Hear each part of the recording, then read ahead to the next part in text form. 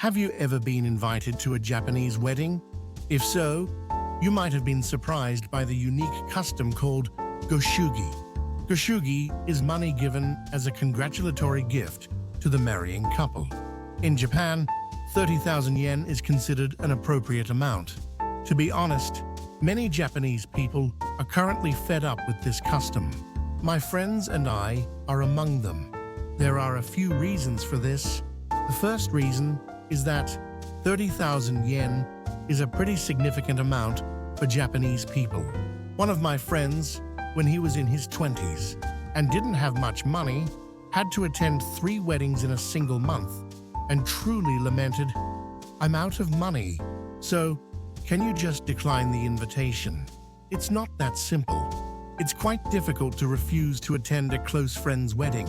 If you refuse because you don't have enough money, it could even strain your friendship. There's a strong belief that if you're invited, it's a given that you'll attend.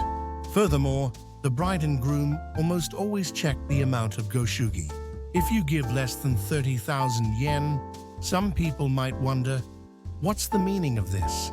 So, reducing the amount is, in a way, a risky move. And above all, what many Japanese people are fed up with is that weddings have become a business. Since it's a business, the format is pretty much fixed, and the content of weddings tends to be standardized. While the content itself is wonderful, when you attend the same flow and the same performance repeatedly, those who've attended many times might feel, "Oh, not again." It might feel like being repeatedly shown a boring movie. Of course, there's a natural desire to sincerely congratulate your friends, but having to pay for the same kind of content every time can be exhausting. I've attended many times myself, and by the end, I was thinking, here we go again. So, why does this custom exist? Goshugi is deeply rooted in Japan's traditional spirit of mutual aid. In the past, weddings were often held at home. Relatives and neighbors would generously help with preparations and work, and everyone would celebrate the new beginning together. At that time, wedding meals primarily served as an introduction to the bride and groom, and a way to express gratitude to those who helped, and there wasn't yet a culture of giving money.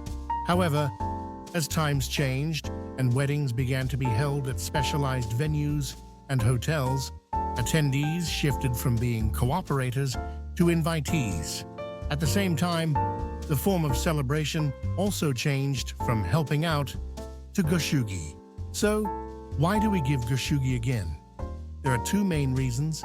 One is to purely express feelings of blessing to the bride and groom, and the other is to bear a portion of the wedding expenses. Goshugi is not just money.